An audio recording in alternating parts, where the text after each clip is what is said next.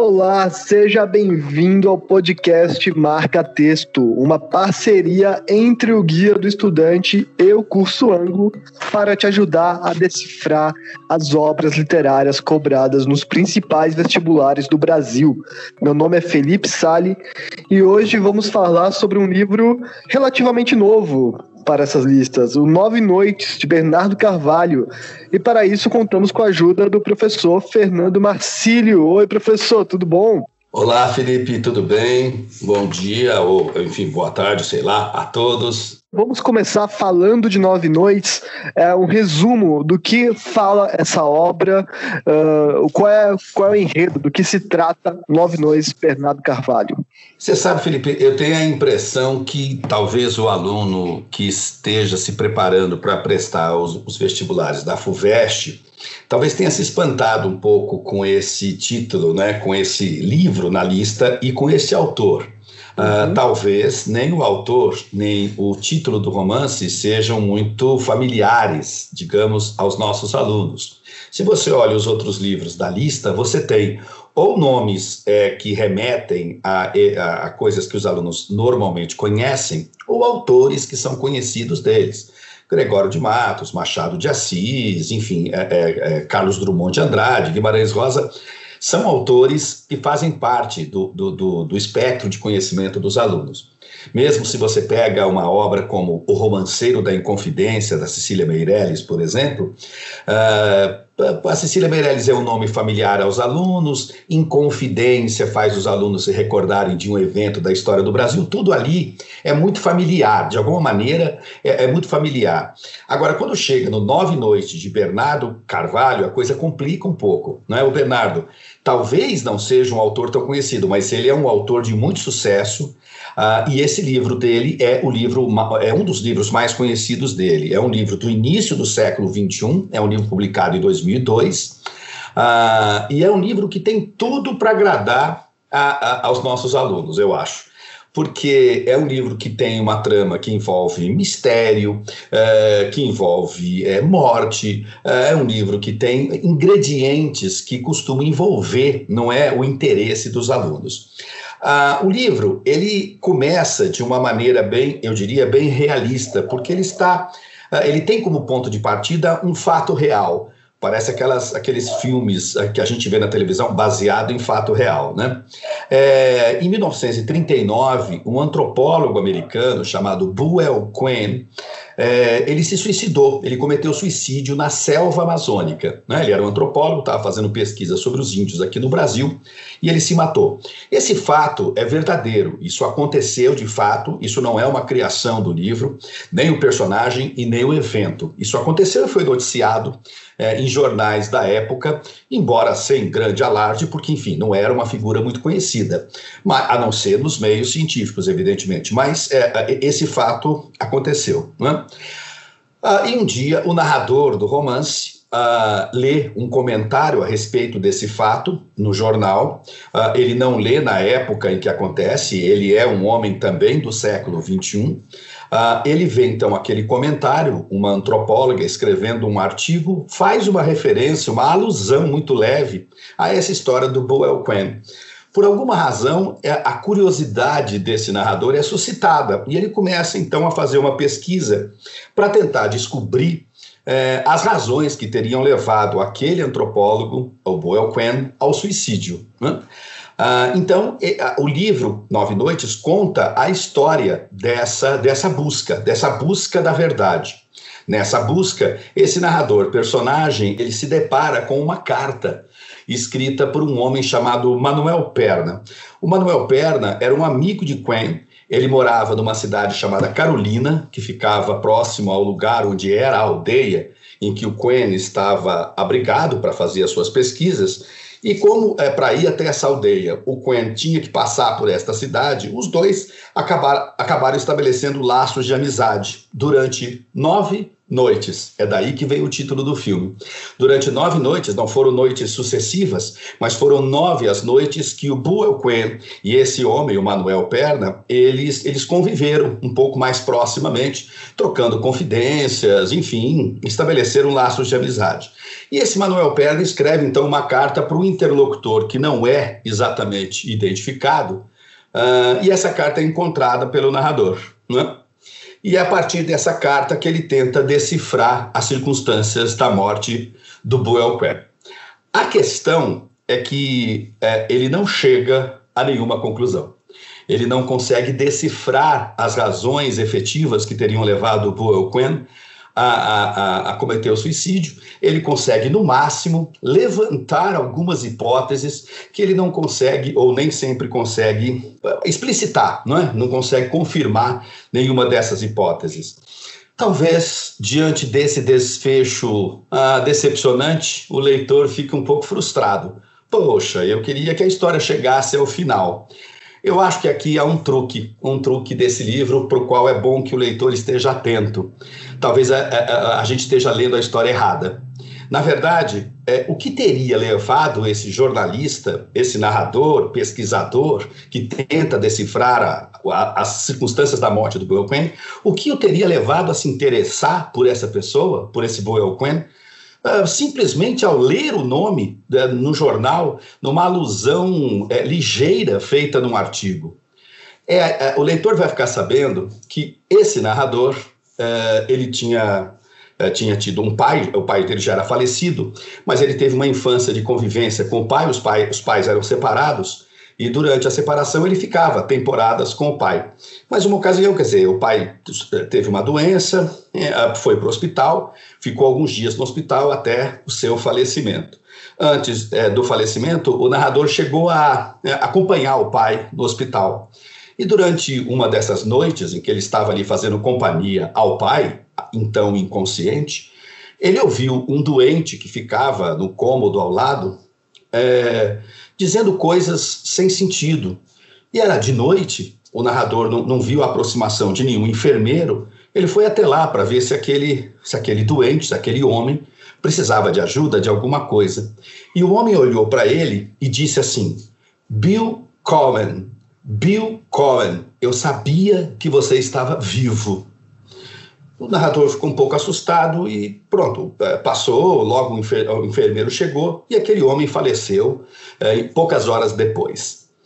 Muito bem, quando esse narrador leu no jornal o nome do antropólogo, Buell Quinn, ele se lembrou daquele nome pelo qual ele foi chamado por um homem doente em seu delírio final, Bill Cohen. E ele achou que tivesse uma semelhança sonora entre Buell Quinn e Bill Cohen. E por isso, aquele nome chamou a atenção dele. Ora, o que isso começa a revelar? Que, na verdade, essa história é a história de uma busca por si mesmo, por uma identidade que é dele mesmo.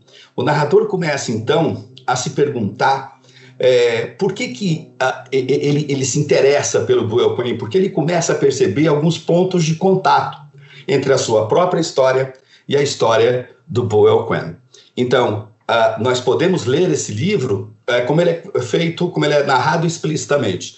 Um homem curioso, um narrador, um jornalista, resolve decifrar a morte de um antropólogo ocorrida muitas décadas antes.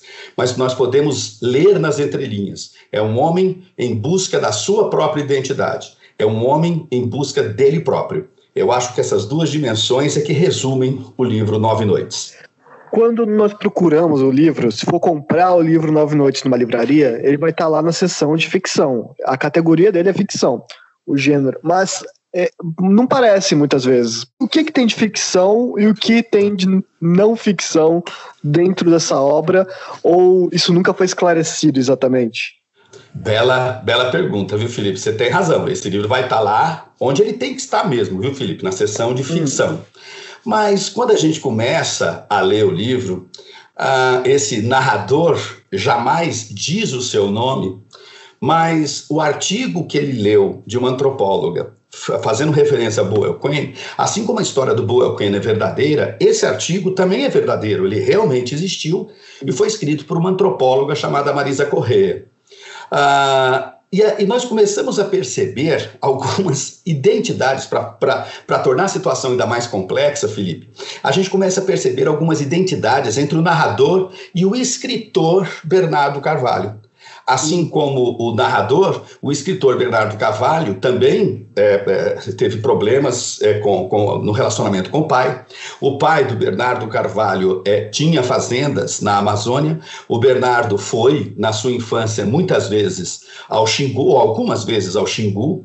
Em algumas das edições de Nove Noites, nós temos na capa da edição um índio de mãos dadas com um menino. Esse menino é o próprio autor. Esse menino é o Bernardo Carvalho em uma das suas visitas ao Xingu. Então a gente começa a se perguntar, então peraí, então essa história aqui, ela é uma autobiografia, isso não é ficção, isso aconteceu de verdade. E a gente não pode fazer essa afirmação de maneira categórica, né? A gente está diante daquilo que hoje se chama de metaficção historiográfica. É, na verdade, um enredo que mistura eventos reais com a pura imaginação. Para você ter uma ideia, Felipe, e para deixar a história ainda mais chocante, depois de reproduzir ao longo de todo o romance trechos da carta que o Manuel Perna escreveu para um interlocutor desconhecido, só no final é que o narrador nos revela que essa carta nunca existiu.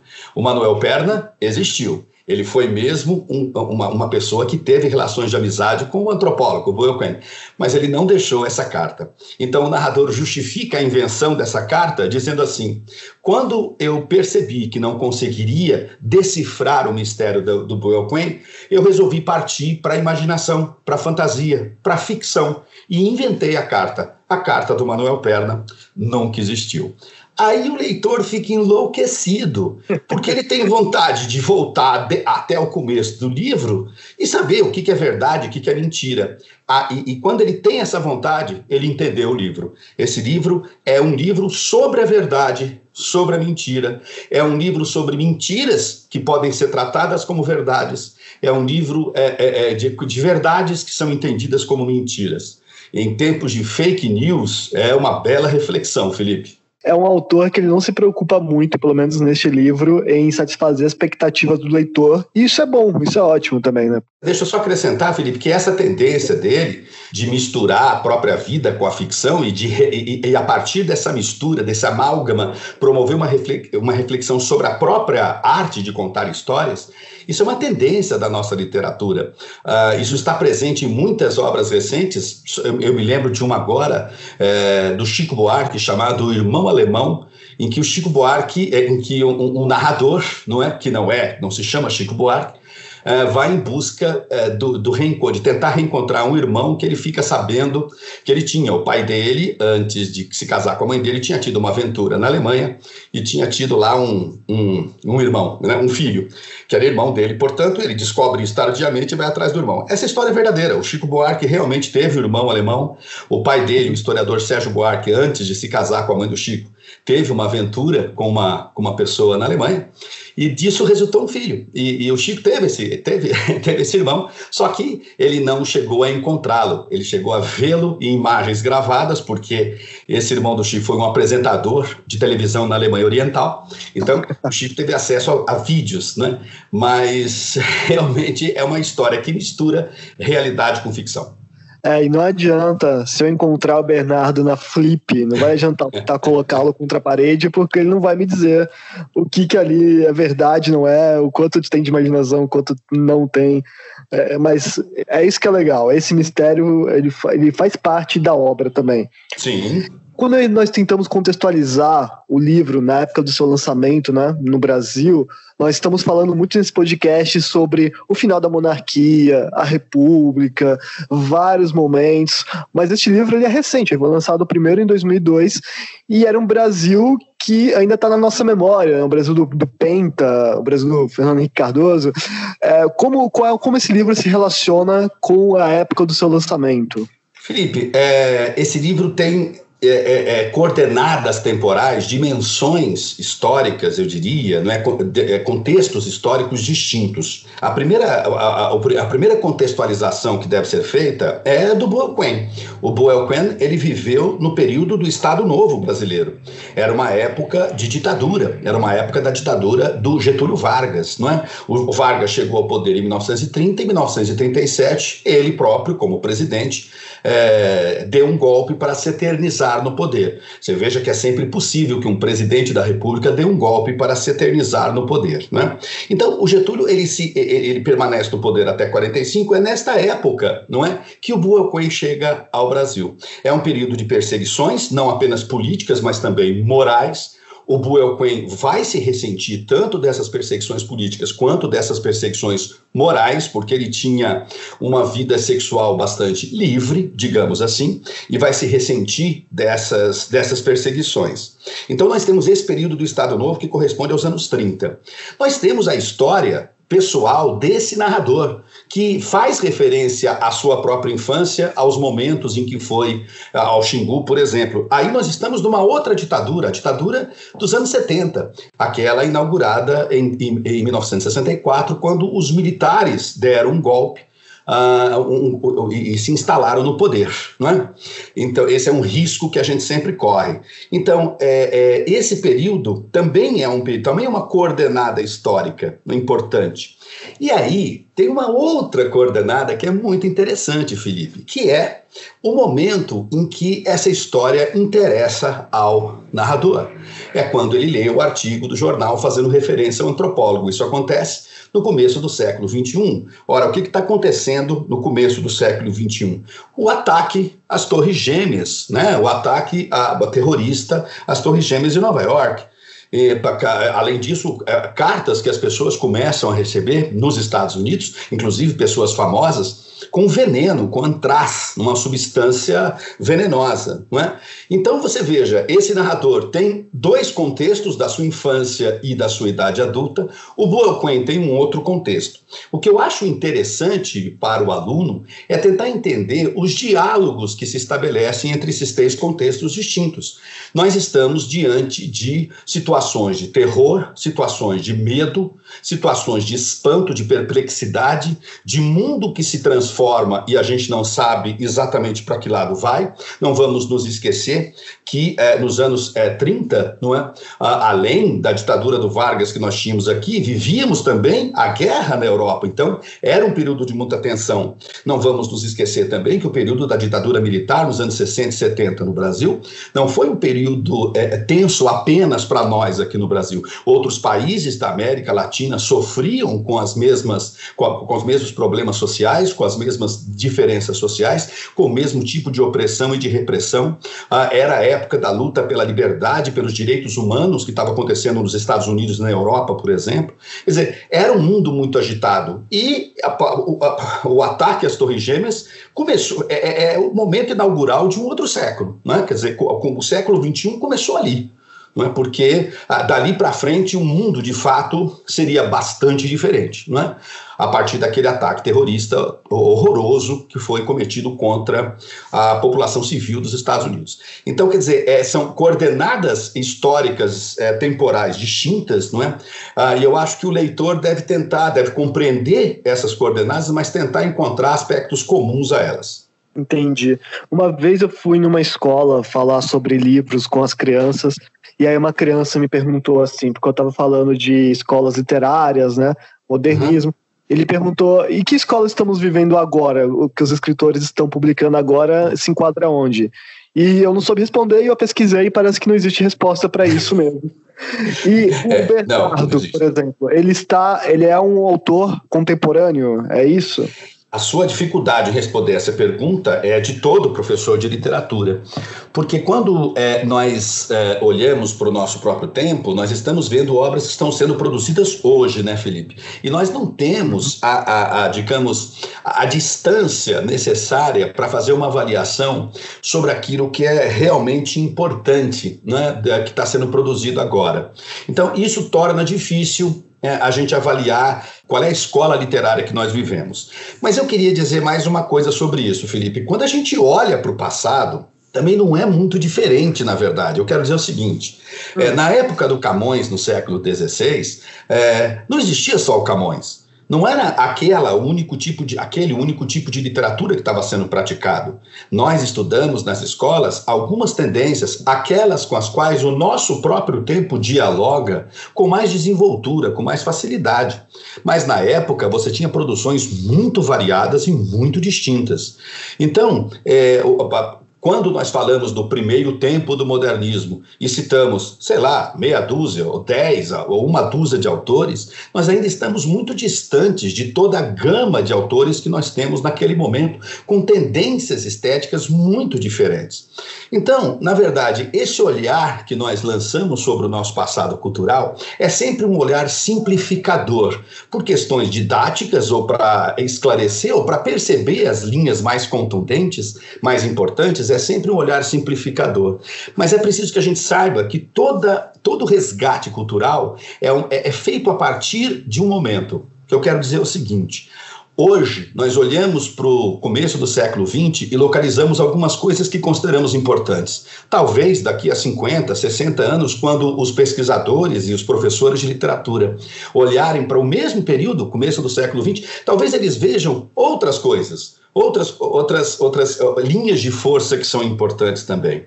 Então, na verdade, é muito difícil a gente analisar o olhar, ter esse olhar sobre hoje, mas também o olhar que a gente lança sobre o passado, ele é uma simplificação, e é essa simplificação que a gente não consegue ter com os nossos contemporâneos. Mas é só isso. O que a gente pode fazer é verificar algumas linhas, não é? Algumas linhas temáticas mais fortes, como a temática da violência urbana, a temática da desigualdade social, essas coisas que, a temática amorosa, não é? Essas coisas que estão presentes na literatura de hoje. Mas o Nove Noites do Bernardo Carvalho, por exemplo, nós só vamos conseguir classificar no futuro, quando olharmos para trás, ou hoje existe alguma forma de colocar esse trabalho em alguma caixinha, assim?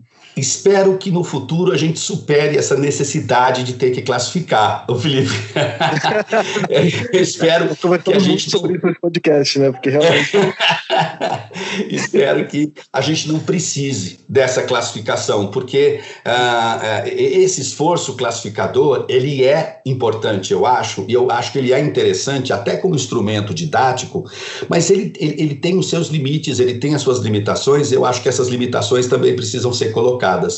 Nem sempre a gente consegue classificar uma obra. Muito pelo contrário. Quando você pega, por exemplo, o realismo, podia ser qualquer escola, mas você pega o realismo, você tem algumas tendências, alguns traços gerais. Esses traços, eles não aparecem em todas as obras de todos os autores. E, aliás, muito pelo contrário. Um autor mediano, um autor medíocre, ele tem a tendência a copiar um modelo que já existe. Então, ele se liga mais àquela escola literária. Um autor genial como Machado de Assis dialoga com essa tendência geral. Então, nós encontramos na obra do Machado alguns traços que são do realismo e alguns traços que não são. Dessa perspectiva, o Machado também é um inclassificável, porque não dá para entendê-lo pura e simplesmente como um realista. Então, grandes autores, na verdade, escapam de qualquer modelo pré-estabelecido de escola literária.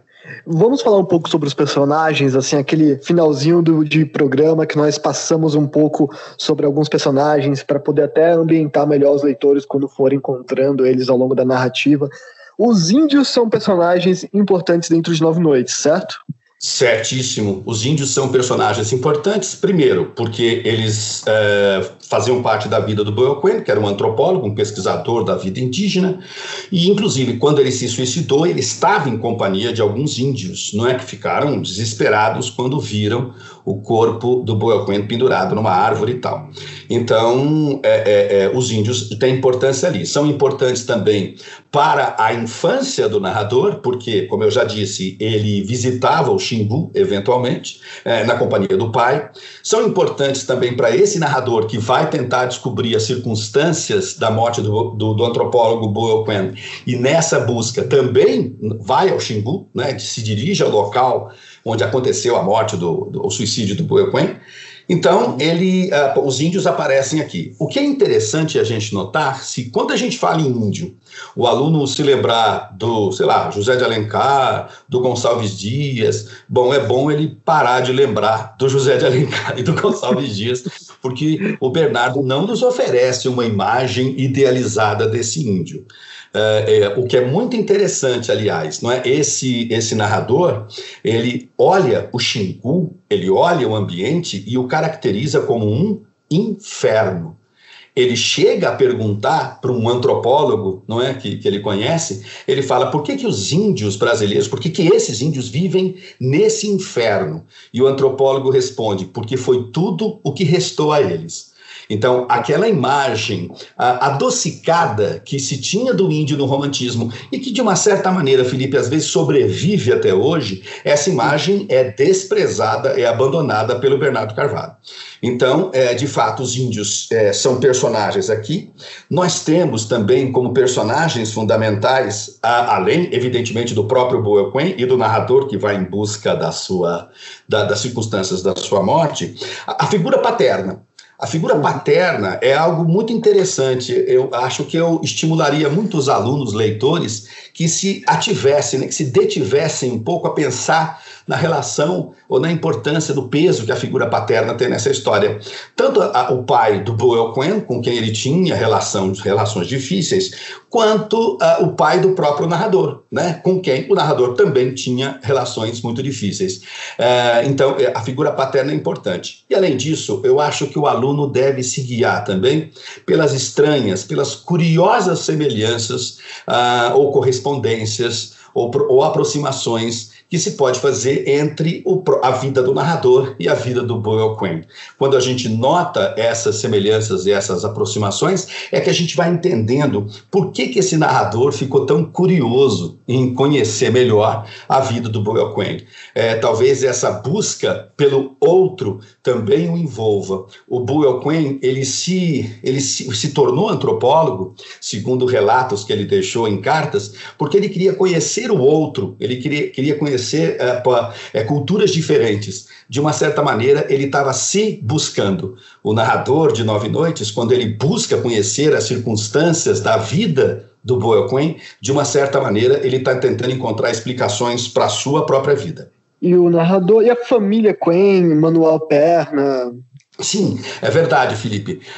O Manuel Perna é um personagem, quer dizer, ele existiu, como nós sabemos, mas ele adquire aqui nesse livro um peso, né, de personagem forte, não é? Quer dizer, porque a carta que ele produz e que é transcrita aqui, como eu já disse, é uma carta inventada, não é? Então ele tem, como personagem, ele tem uma importância muito grande, porque a relação do Manuel Perna com Quen, ela está muito ligada a uma circunstância, a um tema meio subterrâneo nesse livro, mas que aparece. Eles conviveram, Manuel Perna e Boelquen, durante 9 noites, e não foram noites subsequentes, né? O que talvez suscite a curiosidade do leitor é como é que uma amizade tão forte, tão contundente, pode ter nascido num período tão curto de convivência. Há uma certa insinuação de que a amizade dos dois foi além do simples platonismo. Há uma insinuação de um envolvimento sexual entre Manuel Perna e Boelquen. Quando nós falamos insinuação, é porque não há como afirmar isso com todas as letras. Mas, mais de uma vez, o livro sugere um comportamento homossexual do Boelquen. Quando o Boelquen esteve no Rio de Janeiro, para começar suas pesquisas, ele inicialmente teve que ficar uma temporada no Rio de Janeiro, e ele conta que ele chegou na época do Carnaval e que conheceu uma enfermeira durante o Carnaval, não é? E dormiu com ela e transou com ela. Só que no dia seguinte ele ficou assustado porque aquela enfermeira não estava mais ao lado dele, mas sim um rapaz. Não é? Quer dizer, então, na verdade, ele encontrou alguém fantasiado de enfermeiro, mas que não era de fato uma enfermeira.